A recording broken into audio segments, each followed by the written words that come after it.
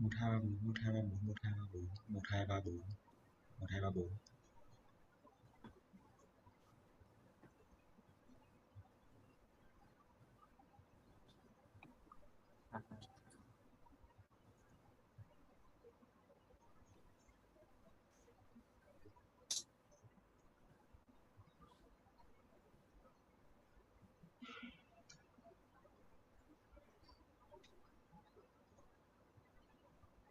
Hello.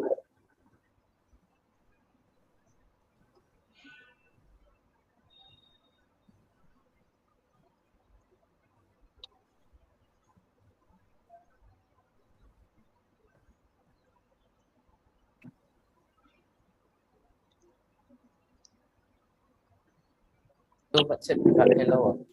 Yeah, livestream à? Yeah. Đúng. Được rồi này. Rồi Bây giờ mình sẽ làm này xong rồi tí nữa tải cái này về.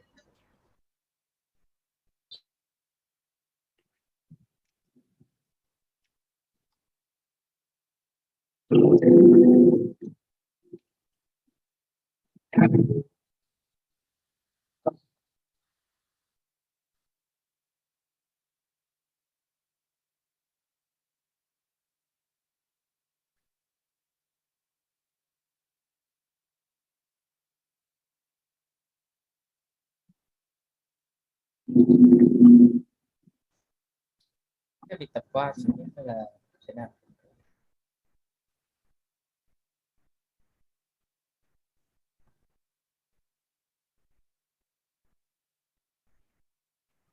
Nhưng thực sự là tôi làm này cái YouTube việc này là chỉ hiện thị cái chính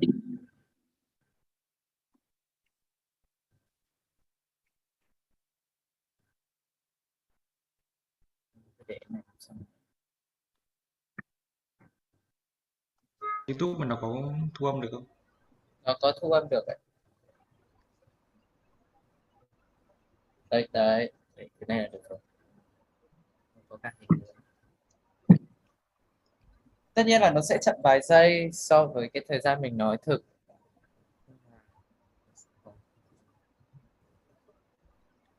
Thế thì mình dùng hẳn YouTube record lại luôn. Thì đây mình chỉ chưa record đây, bởi vì là tôi nghĩ là kể cả lúc mình nói vẫn sẽ kiểu chỗ này chỗ kia nó rất là được là cắt để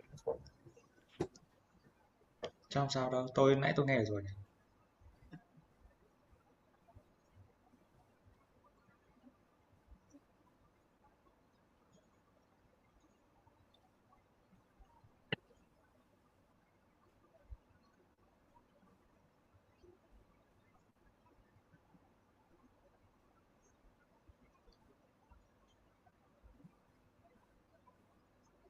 Này chắc chả cần bật cao đâu ạ.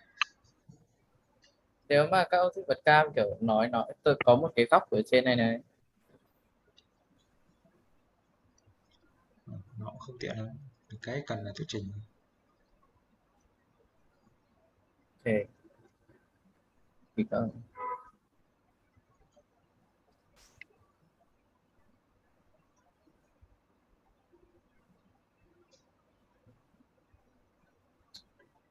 đủ người chơi nhỉ. Vẫn thiếu ông kia. Ông kia kia biệt tâm luôn mà. à, ông ấy làm cái gì ấy nhỉ? Ông ấy làm cái ý một đấy. Ôi thế thì lại là cái một. Rồi thảo nào cái ý một nó ấy đã, mà tôi từ từ để tôi thử lại, tôi cho thêm một ít vào thôi, tại vì là nó cái phần đầu đọc nó không hiểu ấy.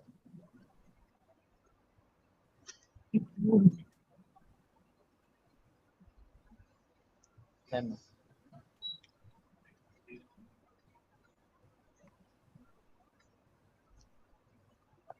Cái phần đầu kiểu chưa chi vào đã binary xong rồi tây rồi phải đây lại. Ê, từ từ đã. Mình có nên đảo ngược lại tất cả không? À bây giờ report rồi sao đảo nữa? Thảo What? ngược lại ạ. Sao? Tại vì tôi đang hiểu là phải làm từ cái lịch sử trước ấy. xong rồi mới phân loại ra là có các công cụ trong máy là như thế nào, xong bắt đầu mới vào sâu cái binary các thứ. Đâu, cái này là tôi xếp theo cái đề của thầy ấy, ông hiểu không? Có nghĩa là có thứ tự theo thứ của thầy ấy. Tôi nghĩ đấy chỉ là câu hỏi của thầy thôi ấy. Kệ đi. Kệ đi ông ạ, cứ theo cái form thầy cũng được. Không, thầy cái này là shoot good messengers.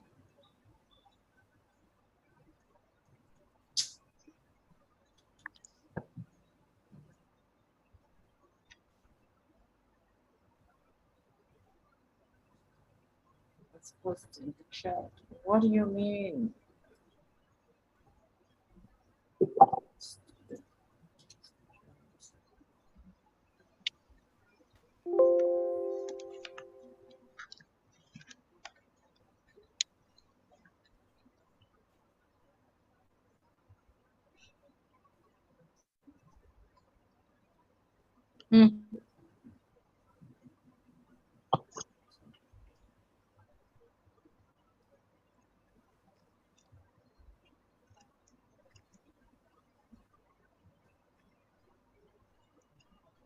Gửi được file luôn.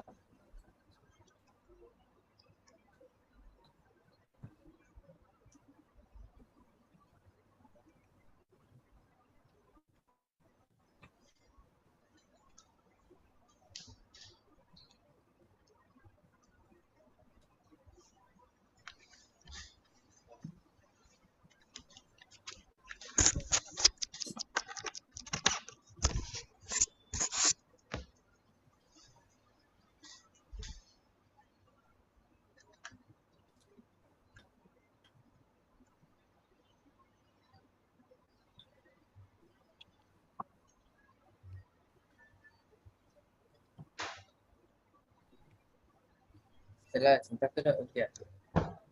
Không sao đợi được, phải chuyển thôi. Thôi, chúng ta có một người để trả rồi đấy. Thế thôi phần đầu tôi cứ nói luôn. Phần 1 là ông Dũng. Đấy, cứ dựa hết vào cái file final report, cứ đọc thẳng trong đấy là xong. Phần 2 là ông nào làm? Phần hai tôi xem lại. Ông Minh Đức à? Minh Đức thì ý 2 đúng không? Tôi nhớ có hai ông Đức, thì một ông là làm ý và một ông là làm viết rồi. Đấy thì ông nào làm ý đấy? Ông làm ý, ông ý biệt tâm rồi đấy. Thế à? Thế là Ý một là Quang Dũng, ý hai là Đức Bùi. Đấy thì cái ông Đức Bùi ông biệt tâm rồi đấy. Thế Minh Đức là làm cái gì? Minh Đức là làm viết với ân. Thế ông Đức có làm viết với ân không? Đấy, ông Minh Đức mà ông pha mình ngồi với cái ấy này. nhưng mà xong rồi ông ấy về quay tôi tuyển một người làm viết rồi ông ấy tự tổng tác phí rồi. Thế bảo ông Minh Đức làm đọc cái ý 2 nhá. Cũng được đấy. Minh Đức Minh Đức đọc ơi. ý 2 nhá. Ý 2 ngắn mà. Ý 2 ngắn mãi. Ý hai cái Ý 2 có mỗi tí. Tôi đang chưa biết nên đọc ý 4 như nào nữa. Dài phết. Ok, check 1 nhé.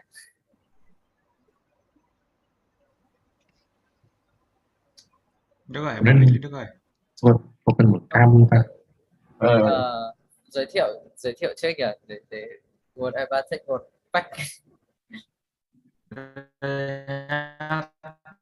Bây giờ nha. Ông Ân ấy, ông để 2 slide, một slide là PowerPoint, một slide là cái report ấy. Đấy. Ok nhá. Một slide report luôn á. Ông có máy điện thoại gì không? Chứ bây giờ mà bọn tôi đọc ông chả biết là bọn tôi đọc đến đâu thì ông định Tôi dùng có PowerPoint của cái gì? ấy mà. Đấy thì tôi đang cần ông xem hai cái, một cái report của cái Tôi PowerPoint đang ấy. dùng 2 máy mà. Đấy thì ông để ý xem bọn tôi đọc đến đâu rồi còn chuyển slide. All right. Anh giới thiệu ở đoạn đầu ạ. Check 1. Có cần ghi lại cái tên đấy thôi, không cần. Ok. Check 1.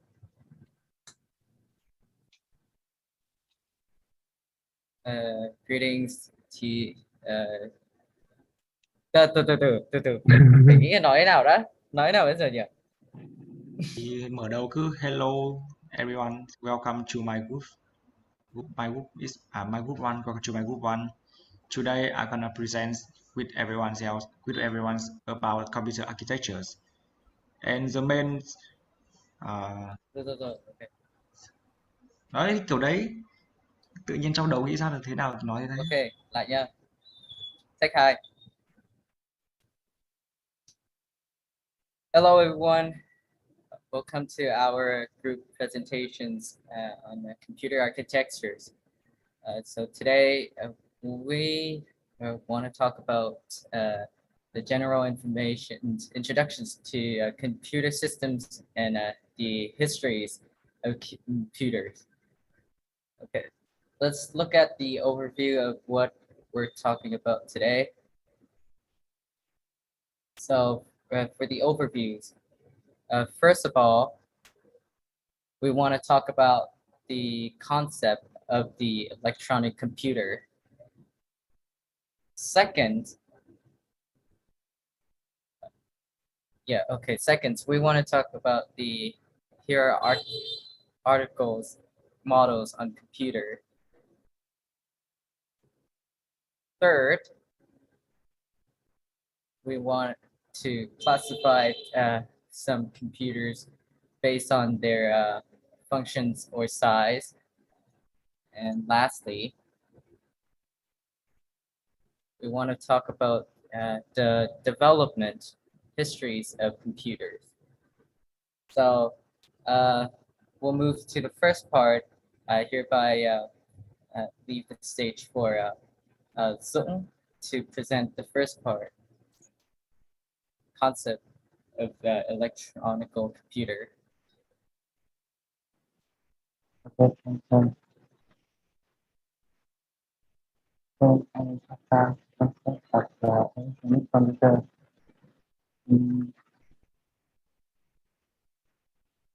First, I talk about binary.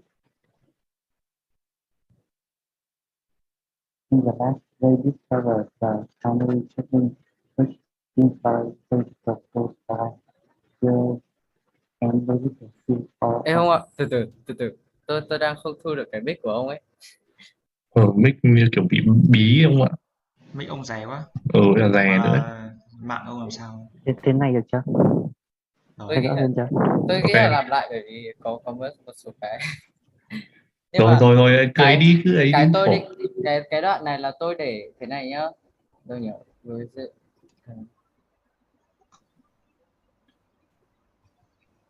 here. So cái đầu tiên là tôi giới thiệu luôn hai cái binaries và memories. Xong rồi lần đầu tiên thì nói về binaries kiểu thế. Nhưng mà mọi người phải đảm bảo là mạng ổn định các thứ. Cố để mạng ổn định tí cho đỡ phải cắt ghép các thứ, mệt lắm.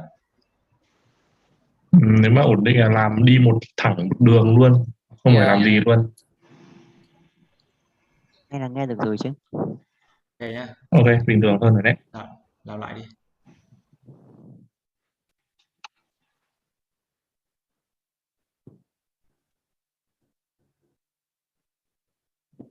Ok, làm lại nhé. Check 3. Check 3. Hello everyone who's watching this videos. Welcome to our group of L2 group 1 of L2.2. Today we want to talk about the computer architectures.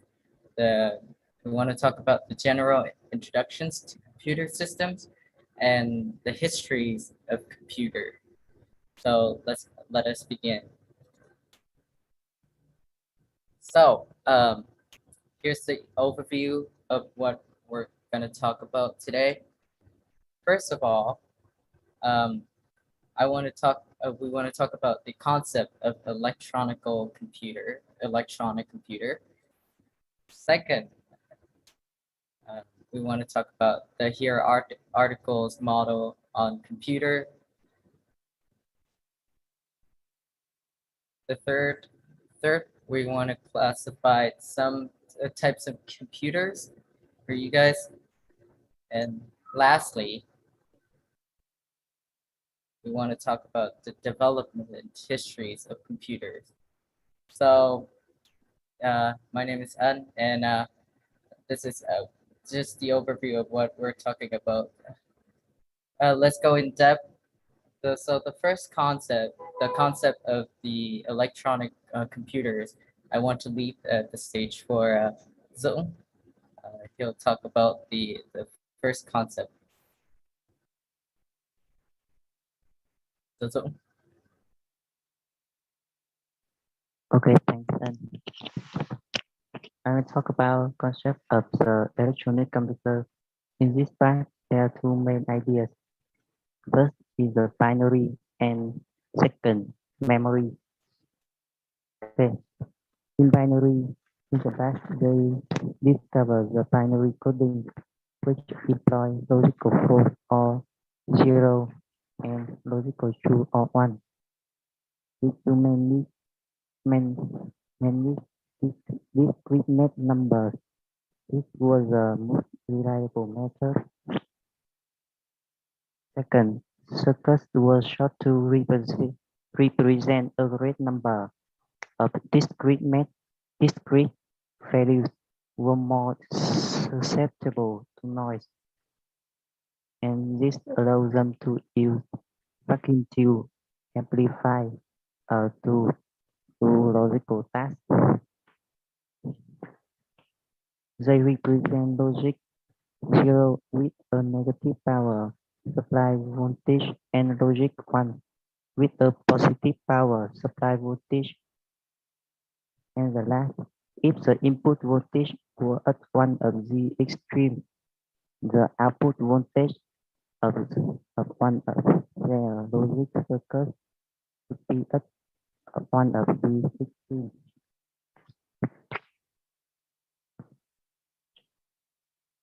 In second, memory. In the early days of computers, storing values were a very difficulty.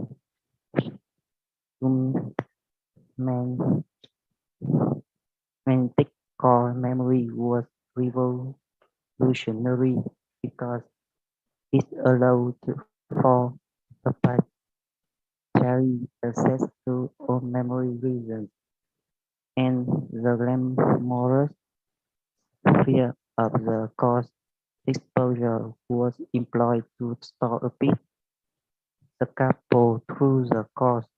On the other hand, experimental treat precluding it from being used for large memory, and the last due to its capacity to mass produce in large amounts. Semiconductor memory soon transcend core memory in popularity. In the next part, Lê Minh Đức theo vào.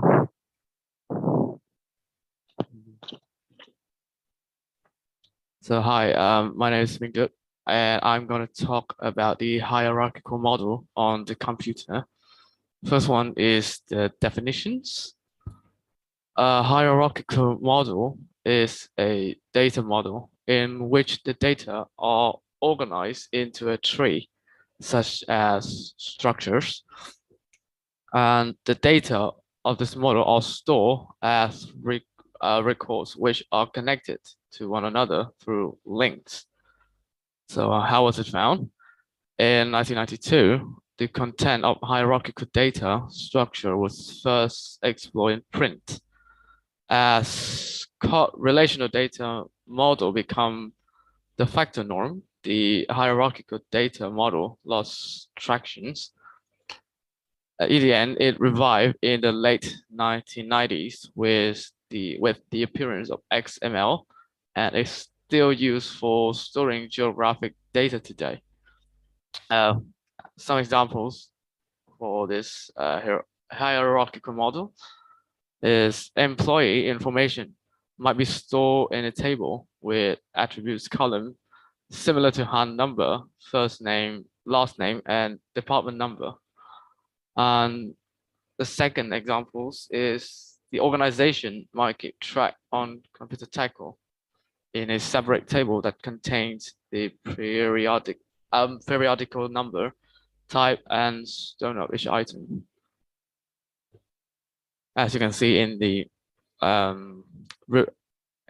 the diagram here. So now is the classified computer. Okay, thanks. So my name is Cường. I'm gonna present the classified computers. So in the computer system can be classified on the following base. The first is based on size, second is based on functionalities, and the third is based on data handling. On the first classifications based on size, supercomputers are computers with a high level performance relative to a general purpose computer is referred to as a supercomputer. Supercomputers are used for demanding processing jobs in a variety of domains, including quantum mechanics, weather forecasting, climate research, oil and gas explorations, molecular models, and physical simulations, among others, as well as supercomputers have always been important in the science of cryptanalysis. And we will move on to the next one is the mainframe computers. Computers is a huge species of computers that can accommodate hundreds, if not thousands, of drugs at the same time. Mainframes are just below supercomputers in the scale that starts with a simple microprocessor in watch for illustrations at the bottom and move up to supercomputers at the top. Mainframes are more important than supercomputers in certain ways because they can run further programs at the same time. In the mini-computers, or mid-sized computers, microcomputers are between workstations and mainframes in terms of size and powers. The distance between huge microcomputers and small mainframes, as well as the distance between tiny microcomputers and workstations, has faded in the last decade.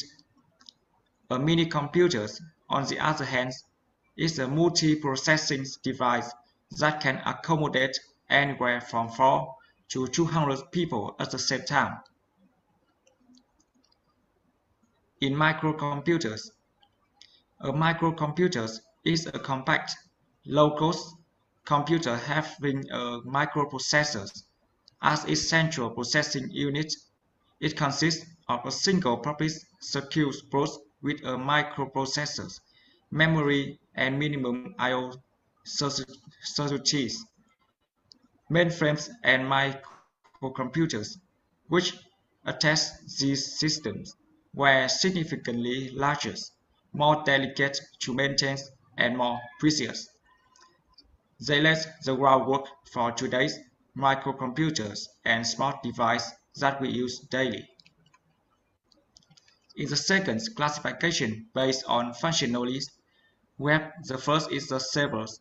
Servers are only special computers configured to provide specific service to customers. Workstations.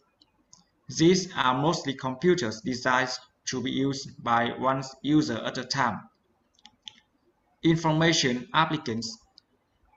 A portable device for performing limited tasks such as basic computing, multimedia playback, and internet browsing. Embedded computers, a computing device used by other computers to meet limit requirements, following the instructions for persistent memory. And the last is the classifications based on data handling. In the data handling, we have analog. An analog computer is a type of computers that use ever-changing aspects of physical facts, such as electrical, mechanical, or mathematical quantities, to model a problem. Digital, a computer that performs calculation and logical operation with value given in the form of numbers. Usually in binary numerical system is zeros and ones. A computer capable of solving problems by processing information represent discretely. And the last is the hybrid. Computers for analog and digital data processing. A hybrid computer is a digital computer that receives analog signals, converts them to digital data, and processes them digitally. And the last is the history of computer development, and that will present this part. Okay, everyone. Next is our last part. So before we go to the development history of computer, let me say that computers is an amazing machine. Today we live in the age of computers, and most of our daily life are possible without computers. We use computers sometimes consciously and sometimes subconsciously. Computers have become indispensable multifunctional tools. We live in the age of computers, and it is difficult to imagine life without them. Okay, so next is the development of computer. So we have the first one, the abacus. The abacus is known as the first mechanical computing device. What addition and subtraction were possible quickly and easily in the past? Well, the device was first developed by the Egyptians in the 10th century BC, but its last form was adopted by Chinese educator in the 12th century AD. The abacus is made of a wooden frame, and the bars are held in place by round bags that slice off the bar. It is divided into two parts called heaven and earth. The top of the sky was the bottom of the earth, so if you put the ball in the right place, there can be any number. Next is the Napier bones. Well, when necessary, the scientists began to invent better means of calculation. So in 1670, the Scotsman John Napier invented a computer called Napier bone. In the device, Napier used a shock rod for calculations, some of which are not here. This field is print. You can easily add, subtract, multiply, and divide with this stick. The third one is the Pascal calculator. In 1642, the French scientist Blaise Pascal invented the Pascal computer to indicate the positions of a number with a sprocket. The fourth one is Lenz calculator. In 1671, the German mathematician Gottfried Leibniz modified the Pascal computer to develop a machine capable of performing various calculations based on multiplication and division. The fifth one is the analytical engine. In 1733, the British scientist Charles Babbage invented such a machine which can keep your data safe.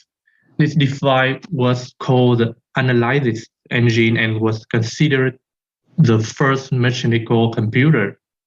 There was such an opportunity to use in modern computer language. Sir Charles Babbage is also known as the father of this machine. Okay, so we move to the last one, is the generation of computer. The first generation is the ENIAC. ENIAC was found by two scientists, Eckers and Mach. This was the beginning of the first generation of computers. The complete ENIAC form integrate electronical digital computers. ENIAC was a very large and bulky computer and weighed 30 tons. Only a limited amount of information can be stored. Initially, the concept of vacuum tube was used in the first generation of computers. The vacuum tube was one of the most inefficient electronic components, so it did not work properly and required a large cooling system. The second generation, as development progressed, second generation computer knocked on the door. In this generation, transistors were used as electronic components instead of vacuum tube. Transistors are much smaller than vacuum tube, as the electronic components housed in the vacuum tubes of the transition shrank in size. Computers became much smaller than their predecessor. Third generation. The third generation computer was invented in 1964. In this generation of computer, the ICs, or we know that integrated circuits, were used as electronic components of the computer. The development of ICs has created a new field of microelectronics. The biggest advantage is of integrated circuits are their small size as well as their higher performance and reliability than previous circuits. Originally created by Kirby, this generation computer has large storage capacity and high computing speed. So we have the last generation. This is the generation we live in today. The computers we see around us belong to the fourth generation of computers. Microprocessor is the basic concept of this generation of computers. So that's the history of computer. I'll leave the rest for you, Ấn. So that's the end of our presentations. Thank you all for listening. If you have further questions, you can contact us via the Facebook profile and also the email address that I've given you. Thank you all for listening, and we'll see you guys.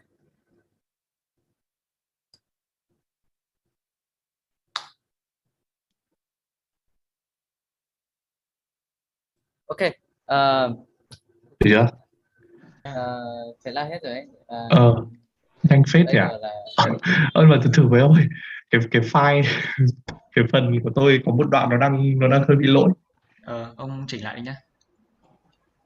Mà tôi đang chưa tìm lại được cái phần thông tin này đây này. Xem nào, tôi Có cái phần là analytical engine này. Ông cho đánh cái chữ nó xuống dưới không chú?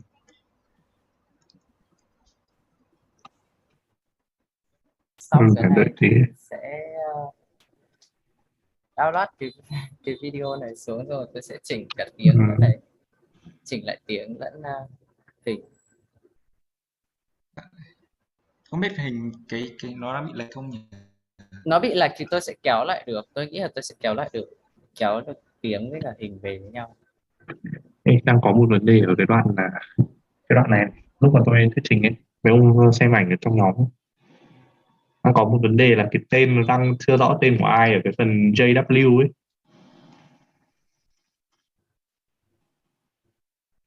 Chắc chả sao đâu. đang có một cái đoạn đấy, thế là cái lúc tôi đọc đấy tự nhiên tôi bị mất một phát mà. Ông chỉ đọc là e-code rồi được rồi. Tôi nghĩ là e-cut xong rồi kiểu mình cứ ấy là thôi. Cái gì mất ấy, ôi, quả lại bị lỗi quá. Để xem nào. Tôi bây giờ câu chuyện là bây giờ nếu mà tôi stop cái video cái livestream này thì nó sẽ